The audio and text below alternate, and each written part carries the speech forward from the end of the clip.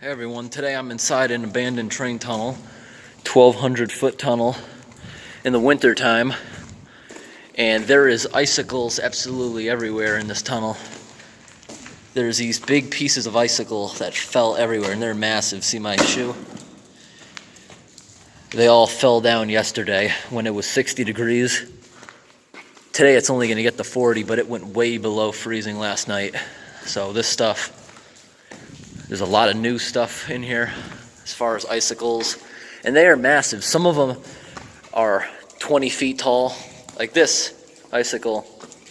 That itself is pretty big. But I'm going to show some massive ones in the tunnel. You got to be very careful walking in this tunnel during the wintertime because it is so uneven and slippery. If you have them, wear ice cleats. I did not know it would be like this. Look at these huge icicles. That flashlight there is level with my head, about 6 feet tall, so massive. And all these big chunks of ice on the floor are from icicles that were overhead that fell. They're all done now. This one here is massive. You see it, there's these big humps in the middle everywhere. Some of them are so big you can't even walk around. That's crooked ice and it's super slippery from the tunnel dripping. Okay, the biggest icicle in the tunnel's coming up. Here's a bunch of fallen ice everywhere. Look at all those big chunks. That is a huge icicle. Look at that one, that is massive. That is at least 16 feet tall. This is what I mean. You see, it's this all uneven ice. You have to tread slowly. These are all big chunks that fell down. This here is massive. Look at this compared to my foot. Imagine if you were right there when that thing fell. That's why I'm not standing underneath this stuff. This one is huge. This piece alone must weigh a few hundred pounds. It's absolutely everywhere, these big chunks of ice. And walking through this tunnel, I'm walking now, it's sturdy dirt. Then suddenly, it's mud and you sink. This is one of the things that's slippery. It's all really uneven, and you gotta tread slowly. Every now and then you come across an old train tie that they left in here. But this tunnel, it's awesome.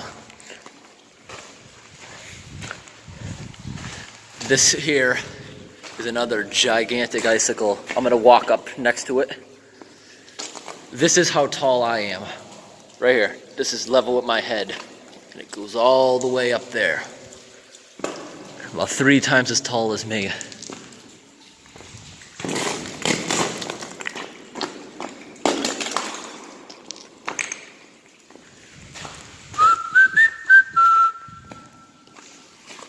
Very echoey in here. Here's another big icicle.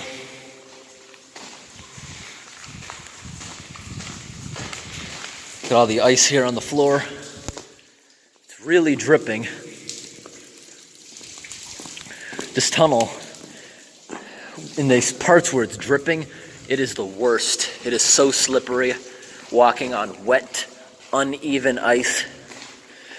But if I was wearing my ice cleats, and if I knew about this, I would have worn them, I'd be able to run across this. Okay, I'm walking down to the end of the tunnel, where it is absolutely flooded out. It's flooded out in every video I've seen of this. This here is another spot. Be careful walking there.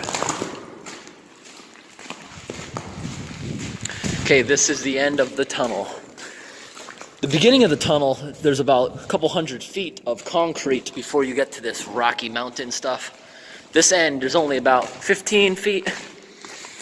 And in every other video I've seen of this is always flooded out no matter what time of year it is. Unless you came here freezing day, I bet it would be frozen. There's a bunch of rocks here so you can get around the flooded out area without getting your shoes wet, which is where I'm walking now, just so I can show the outside of the tunnel.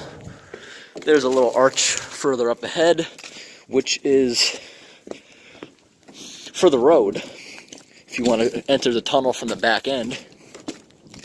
But it is very easy to enter from the other end. This is the tunnel. Pretty awesome. You see way up there in the mountain. Pretty cool. Well, I'm going to be headed back now. So it takes about 5 minutes to walk through there slowly, making sure you don't fall on the ice. So, thanks for watching.